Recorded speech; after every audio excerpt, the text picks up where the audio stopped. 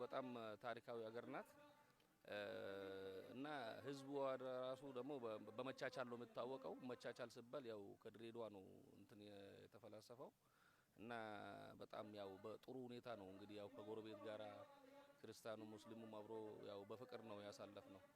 በጣም ጥሩ ነው። በጣም ደስ ይላል።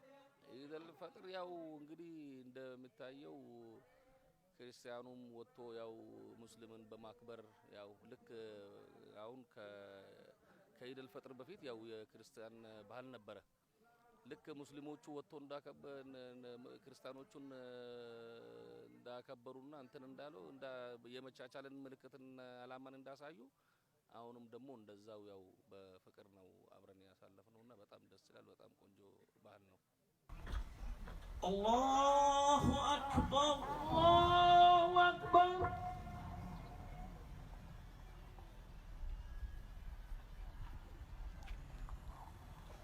الله أكبر الله أكبر ዘንድሮ ረመዳን በጣም ጥሩ ነው ያሳለፍነው። በደስታ በፍቅር በመቻቻል የክርስቲያንም የእስላምም ያው ድሬዳዋ በመቻቻል ስለምትታወቅ በጥሩ ሁኔታ ነው ያሳለፍነው።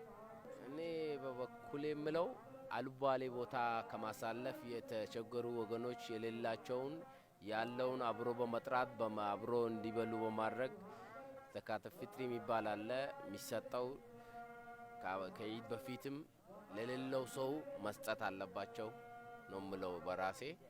እንደገና አብሮ በመብላት ጎረቤት ከሌለው ጠርተ አብሮ በደስታ እንድታሳልፍና እንድትበላ ይሄን ነው መመክራችሁ። እንኳን ለ1444ኛው የዒድ አልፈጥር በዓል በሰላም አደረሳችሁ እምላችሁ። ዋናው መልእክቱ መጀመሪያ ደረጃ እንኳን አደረሰን የ1444ኛው ሂጅራ የኢድ አልፈጥር እንኳን አብረን አደረሰን ይላለን። ሁለተኛ ደግሞ እንደ ኢትዮጵያ ሙስሊሙ ሁላችንም በሰላም ላይ ጠንከር ብለን ቀንና ማታ እንድንሰራ እዚህ ላይም ደግሞ ፈጣሪም እንድንለምን በተለይ ደግሞ የህዝብ መሪዎች ማለት ኢማሞችና ዑለሞች አሉ በየቦታ ማለት ነው ከህዝባችን ጋር ሆነን እዚህ ሀገር ላይ ሰላሙ ላይ በደንብ እንድንሰራ። ሁለተኛ ደግሞ እዚህ ለዚህ ኢድ ዋናው አላማችን ዛሬ የኛ መሀል ያሉ ዳሆች አሉ፣ የቲሞች አሉ፣ አባትና እናት የሌሉ ማለት ነው። ከዚህም ወደ ቤታችን ስንመለስ አብረን ደስ ብለን አብረን እንጠጣለን አብረን እንበላለን ማለት ነው። ኢድ ማለት እዚህ የሰላትና የጾም ለኛ ይሁን እንጂ እንደ አገር አቀፍ ሙስሊሙም ክርስቲያን አብረን ደስ የምንለውና እንኳን ደስ አለን እንኳን ደስ አላችሁ ማለት ፈልጋለሁ። ዓላማው አንድነትን ለማጠናከር ነው። በእኛ በዓል ጊዜ እነሱ ጥምቀት በመናከብር ጊዜ እየመጡ ውሃ እንዲሁም አትክልቶችን እያቀበሉ አብረውን በዓሉ በማሳለፋቸው እኛም የነሱን አርያ ተከትለን ውሃ ለስላሶችን እንዲሁም ደግሞ ጣፋጭ ነገሮችን ይዘመተን ከነሱ ጋር ለማክበር ውለናል። ከዚህ ቀደም ያሉ ሁለት ቀናቶችም ሌላ ፕሮግራም እየሰጠን ነበረ።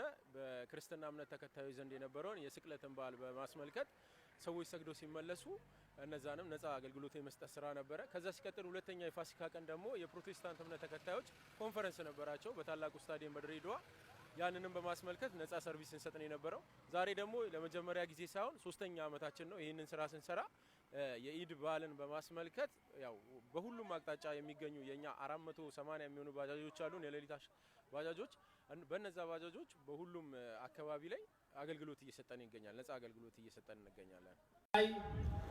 ፈጣሪ በሰላም በጤና ለ1444 ሂጅራ እንኳን አደረሰን አደረሳችሁ ለማለት እፈልጋለሁ። የቲሞች በመሃላችን በጎረቤታችን ይኖራሉ።